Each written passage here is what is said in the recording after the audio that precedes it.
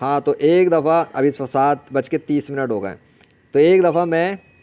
Bike پہ جا رہا تھا کسی کے ساتھ، بہت پرانی بات ہے، ان وقتوں میں اتنا یہ روحانی ایکسپیریمنٹس یہ سب نہیں کرتا تھا، لیکن میرے ایک روحانی استاد بھی تھے، تو بہرحال اس کو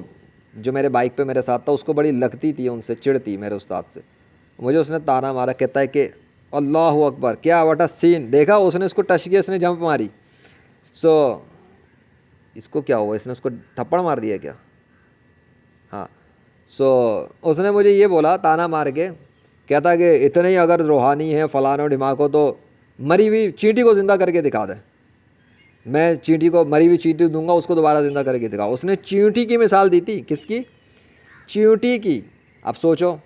وہ مردے کو انسان کو بھی کہہ سکتا تھا، لیکن اس نے چینٹی کو رکھا کیونکہ اتنا یقین اس کو بھی تھا، اور وہ اس زمانے میں جو مجھ سے بات چیت کرتا تھا وہ اللہ کے وجود کے اوپر شک میں مبتلا ہو گیا تھا،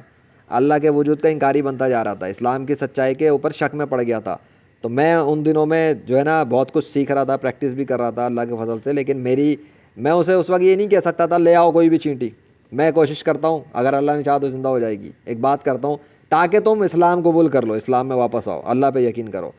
اگر ایک بات کرتا ہوں کہ میرا یہ والا لیول جو اس وقت میں کوشش کرتا ہوں اور ہو جاتا ہے، اگر کوئی مجھ سے اسلام کی سچائی قبول کرنے پہ بات کرے تو ممکن ہے میں کہیں پہ غیرت میں آ کے بھی کہہ دوں کچھ، لیکن نارملی اس ٹائم پہ کیا ہوا کہ میں نے سنا، میں نے اسے تو کچھ کہا نہیں، لیکن میں نے اپنے استاد کو جہاں تک یاد ہے بتایا کہ ایک اس نے یہ کہا کہ جی مردہ چینٹی کو زندہ کر کے دکھاؤ، تو انہوں نے مجھے بتایا تھا ہاں ہو جائے گی، اس میں کون سی بڑی بات ہے، مردہ چینٹی بھی زندہ ہو سکتی ہے۔ سو بہرحال اللہ کے حکم سے سب کچھ ممکن ہوتا ہے۔ تو اس ٹائم کی بات ہے کہ اس نے مجھے چینٹی کا چیلنج دیا تھا کہ مردہ چینٹی زندہ کر کے دکھاؤ۔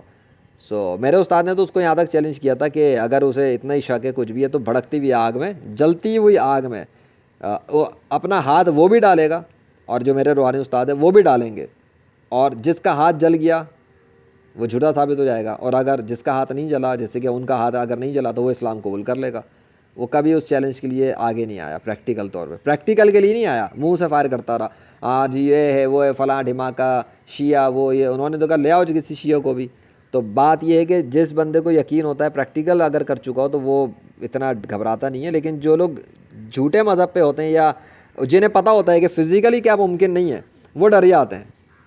ٹھیک ہے، میں اسی چیز کو کاؤنٹر کرتا ہوں ریورس پہ رکھ کے کہ میں نے تو اپنا قصہ بتایا ہے، اگر میں ہی کسی دوسرے کے سامنے مری ہوئی چینٹی رکھ دوں کہ لو مری ہوئی چینٹی ہے مردہ ہے، ٹھیک ہے، میں اس کو مار دوں گا اور سامنے رکھ دوں گا کہ لو بھائی کر کے دکھاؤ زندہ، وہ نہیں کر سکے گا۔ پریکٹیکل طور پہ جب میں اس کو بولوں گا نا کر کے دکھاؤ، تب اس کو سمجھ میں آئے گا کہ اس کی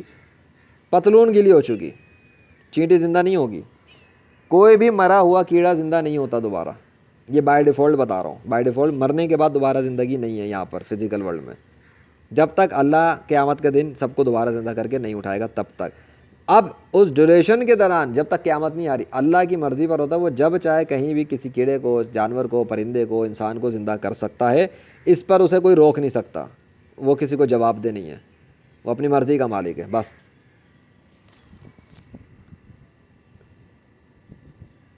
سو یہ تھا میرا قصہ۔ اب اس کیس کے لیے میں دوبارہ سے الگ فوٹیج بناتا ہوں تاکہ میں بات کروں۔